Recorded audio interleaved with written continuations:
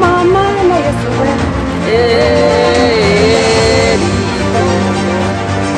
mama na Yesu we ribongo tokokota mukalola ribanga makasie bato yo kilo mingi ribongo komi pembeni oka oh papa na Yesu we ribongo oh papa na Yesu we ribongo nakokota mukalola ribongo makasie yo bato yo kilo mingi ribongo komi pembeni umurimo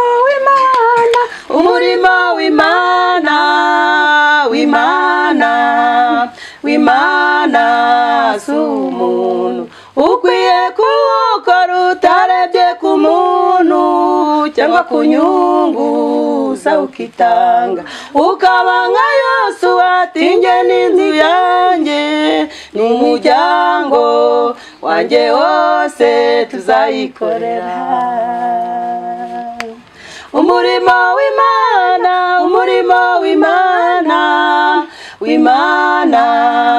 w'Imana sumuntu ukwiye kuwukora utarebye ku muntu cyangwa ku nyungu za ukitanga ukaba nka Yosuwa ati nge n'inzu yanjye n'imiryango yanjye yose tuzayikorera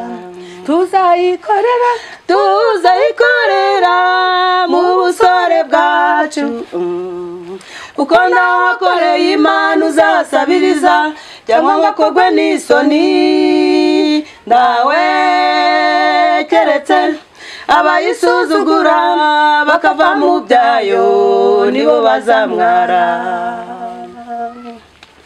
tuzayikorera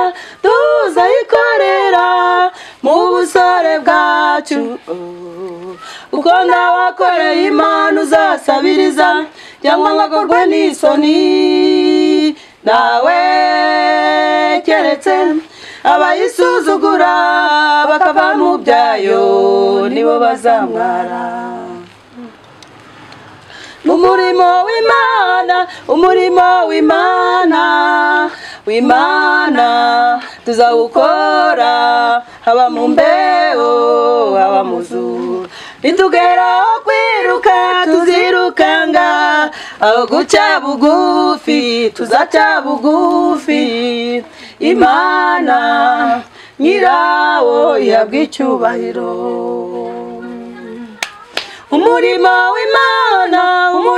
w'Imana tuzawukora haba mu mbeho haba mu zuba nitugeraho kwiruka tuzirukanga aho guca bugufi tuzaca bugufi Imana nyirayo ihabwa icyubahiro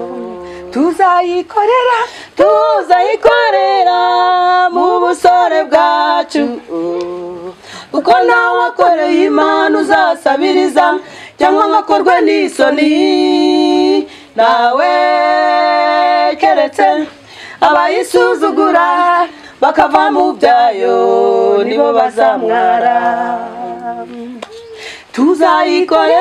tuzayikorera mu busore bwacu uko nawakoreye Imana uzasabiriza cyangwa ngakorwe n'isoni nawe keretse abayisuzugura bakava mu byayo nibo bazamwara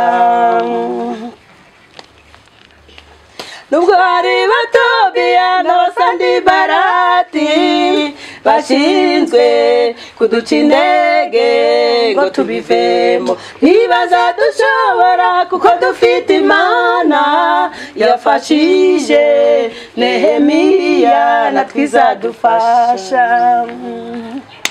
nubwo hari Batobiya n'Abasandibarati bashinzwe kuduca intege ngo tubivemo. Ntibaza dushobora kuko dufite Imana yafashije Nehemiya, natwe izadufasha. Tuzayikorera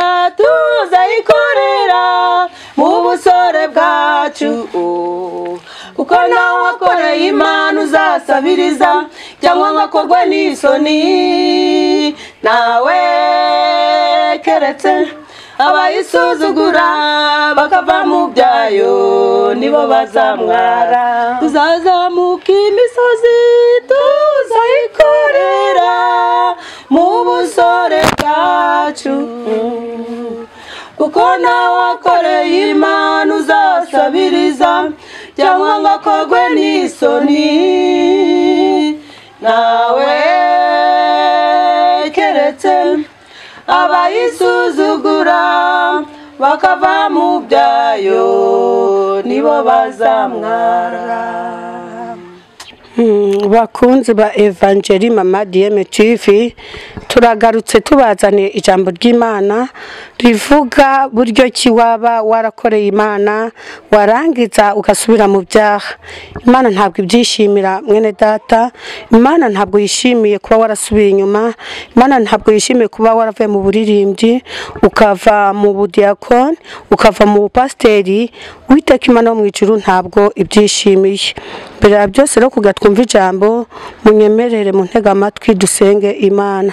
Mana data wa twese uri mu ijuru, ndagushimye, ngushimira kuba warabanye n'ubwoko bwawe, ngushimira kuba waraturinze. Data ushimwe uhabwa icyubahiro. Mana ubwoko bwawe ku isi ngiye kubwirira ijambo, Mana ishoboye byose ugenda uherekeje iri jambo kandi uhindurire benshi kukumenya. Urakoze kubikoreye kwiyubahisha mu izina rya Yesu, amen. Ndanezerewe cyane, nejejwe n'Imana mu mutima kuba Imana wo mu ijuru yongeye kugira ngo twongere tubonanire kuri iyi kamera. Nasabaga abanyumva kugira ngo wumva aho waguye hanyuma ugaruke, kuko iwe Iteka Imana wo mu ijuru ishaka ko utagwa upfiriye mu byaha. Garukira umwana w'umuntu, wowe wari umuririmbyi ukaba warabuvuyemo ukajya mu burasita, garukiraho. Wowe wari umudiakoni ukaba warabiretse ukaba ubu izatuvuga nukiri umurozi, garukiraho. Wowe muvuga butumwa, garukiraho urukubivanga. Wowe pasiteri urukuva mu pasiteri ukajya mu bigirwamana, nawe garukiraho. Wowe mu pasiteri ukugenda ukabona abagore hanze beza, ukumva ko abagore beza bari hanze, wowe wagenda ukabihereza, garukiraho. Ijambo ry'Imana rikutubwira ngo mbese umuntu azava mu byizerwa yongera ajya kugwa? Mbese nugwa Imana yo mu ijuru izakwishimira? Garukiraho. Munyemerere dusomire ijambo rya hano muri Yeremiya ibice 8 umurongo wa 4 turagera ku wa 6. Dusome mu izina rya Yesu. Aravuze ngo maze kandi uzababwira uti Uwiteka arabaza atya ati, mbese abantu bagwa ubutazabyuka? Umuntu yayoba inzira ubutazayigarukamo? Imana itubabarire cyane bantu b'Imana.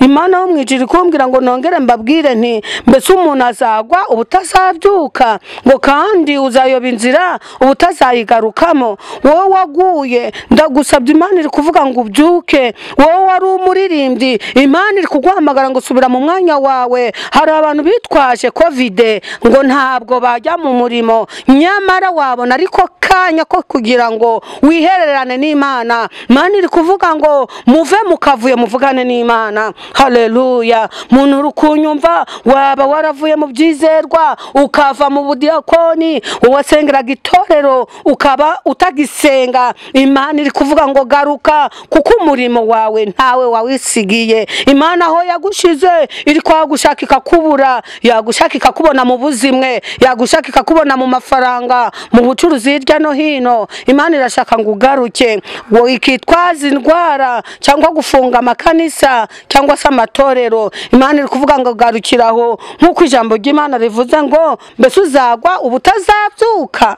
Garukira umwana w'umuntu, wowe wavuye mu murimo w'Imana, wiga ubutazabyuka. Imana irababaye, ibabajwe na ya masengesho wasengeraga batishoboye, ubibabajwe na ya masengesho wasengeraga abanyantege nkeya. Ayo masengesho aho yabagari, ubu hari kubeshya, hari ubugambanyi, hari ukuntu wabeshera umuntu ndetse ukajya no kugira ngo apfe. Ibyo bintu Imana yo mwijuru ntabwo ibishaka. Iri kuvuga ngo ntabwo uzagwa kugira ngo kubyuka bikunanire. Niki wakora? Ifashisha umwuka w'Imana kugira ngo uveyo, kuko Imana ibabajwe nuko waretse ya mirimo myiza yo gushakiragamo ikakubona, maze ukajya mu byo wishakiye. Va mu byaha rero ugarukire Uwiteka Imana.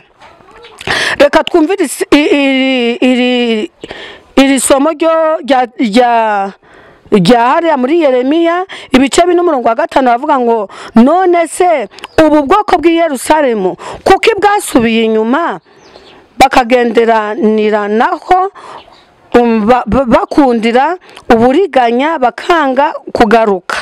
Imana iri kuvuga ngo ubu bwoko bw'Isiraheli, ni ukuvuga ubwoko bw'Isiraheli ni wowe ni ngewe. Hirya no hino Imana iri kuvuga ngo kuki twagiye tugahera ntitugaruke imbere y'Imana. Muntu uri kunyumva, kuki wagiye mu bubeshyi ugahera ntugaruke mu bakozi b'Imana. Wowe ufite impano, kuki wagiye ugahera impano z'Imana ugacukura ukazitaba. Imana yo mwijuru kuvuga ngo garuka witaba izo mpano zikoreshe. Wowe muntu w'Imana, garuka mu murimo wahamagariwe, nk'uko ijambo rivuga ngo umurimo werekejeho amaboko ukorana umwete. Garuka ukorana umwete.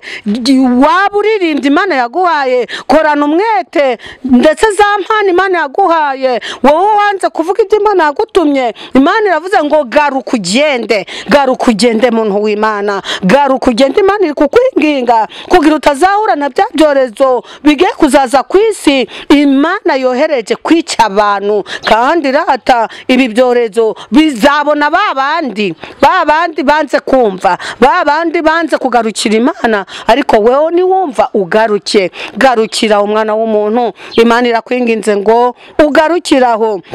6 aravuga ngo nabateze amatwi numva batavuga ibikwiriye, nta numwe ariko nakoze iki. Imana tubabarire cyane. Imana iracyavuga ngo nabateze amatwi, iracyavuga ngo mugarukiraho, ngo kuki nta numwe Imana iri kushaka ngo ibone. Iri kukwinginga ngo garukira kugira Uwiteka Imana ikubone. Wowe uri mu businzi ukaba uri mu bujura, garukiraho kuko Uwiteka Imana yabuze numwe. Iri gushaka ngo usubire mu murimo wayo, iri gushaka ufashe imfubyi abapfakazi, iri kugushaka aho uri hose. Garukiraho muntu w'Imana. Nutagaruka Uwiteka Imana yarababaye. Reka turebe rino somo ryo muri Yeremiya 16, hanyuma mwumve uwo murongo. Haravuga ngo bazapfa urupfu rw'agashinyaguro, ntibazariranwa kandi ntibazahambwa. Bivuga ngo niwanga kuvugira Imana, niwanga gukorera Imana, Imana yo mwijuru hari impfu zitandukanye izanye hano ku isi. Iravuze ngo abo banze kugaruka bagiye kuzapfa, bapfa urupfu, impfu zitandukanye. Imana yo mwijuru nkubwire wowe urukunyumva, iri kubwira ibisiga ngo mwiyirize ubusa, kuko igihe kigiye kuzagera ibihuruhusa, igihe intumbi zizaba zitandukanye mu isi hose, haba Amerika wowe uri kunyumva, Oceania, Uburayi ndetse n'u Rwanda.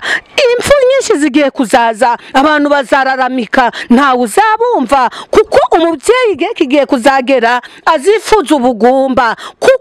impfu nyinshi zizaba zandagaye hano ku isi kubwo kutumvira Imana. Mwumvise ukuntu impfu nyinshi zigiye kugira, kandi Uwiteka Imana ngo ari gutegeka ibikona yuko ibibikiye inyama hagiye kuzaba bonane rero y'ibisimba bizaza bizajya intumbi za zindi zanze kumva. Abo rero witirirwa kuriho muntu w'Imana urukunyumva, nyamara uri intumbi. Ntabwo uri gutinya kuraguza, nuri gutinya kuroga, nuri gutinya kubika ibigirwamana, wowe uri kwirasaga ngo uri gushaka ibintu byo guhereza umugabo kugira gukunde. Ndagushishikariza nkubwira ko Uwiteka Imana nigukuraho amaboko mu ntumbi zigiye kuzaboneka zizaribwa n'ibisiga. Rinda intumbi yawe mu buryo bwo kugira ugarukira Imana. Cakarongo kubyo Imana yagukoreye, niba utabishaka wumve yuko mu byoreza Imana igiye kuzazana bigiye kuzaza bikaguhitana.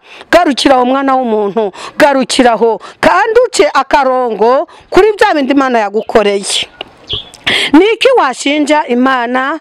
Niki washinja Imana? Wibuke uburara, wibuke wambara ubusa, wibuke ntanzu ufite, wibuke nta kazi, rata nta na diplome wagombaga kubona. Ntabwo Imana yo mwijuru ikangwa na diplome wabonye, nikangwa na biracitse kuba ufite umuntu hanze ugufasha buri munsi. Ntabwo Uwiteka Imana iri kureba kuba uri umuzungu, haba umuzungu haba umwirabura. Unyumve ndakubwiye, Imana yo mwijuru ntabwo iri gukangwa n'amafaranga ubitse, iri gushaka imirimo, iri gushaka ufasha imfubyi n'abapfakazi, iri gushaka utanga icyacumi n'amaturo. Niba udashaka uzabibika, ariko ndakubwiza ukuri ko byitwa ibyawe kubera ukiriho. Numara gupfa bizaba birangiye. She imodoka wiguriye uri kugenda hejuru ya serekeye, nudahimbaza Imana, nudashimiye abiguhaye, iyo serekeye uri kugendaho shahu bazakwijyaniraho. Kandi nukuri imodoka ntizamenya yuko wayiguze, izakujyana kugezaho bagombye kugutegurira.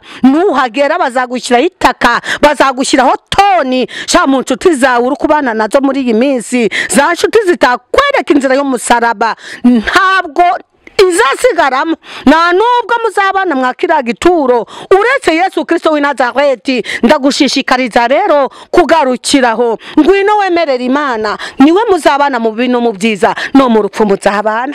Haleluya! No mu rupfu muzabana. Nyemerera twemerere Yesu. Yesu niwemera ukamuyoboka, niwe azakubera umwami. Ni wa wundi udakangwa n'ibinuka, ni wa udakangwa na biracitse cyangwa n'imibabaro y'imisi yose. Imana umwijiriza kubera Imana. Nuva muri uyu mubiri warizeye Yesu nk'inshuti yawe, rata warizeye Yesu nk'umucunguzi wawe, bazakujyana mumva, uzasanga abamarayika rata bagutegereje.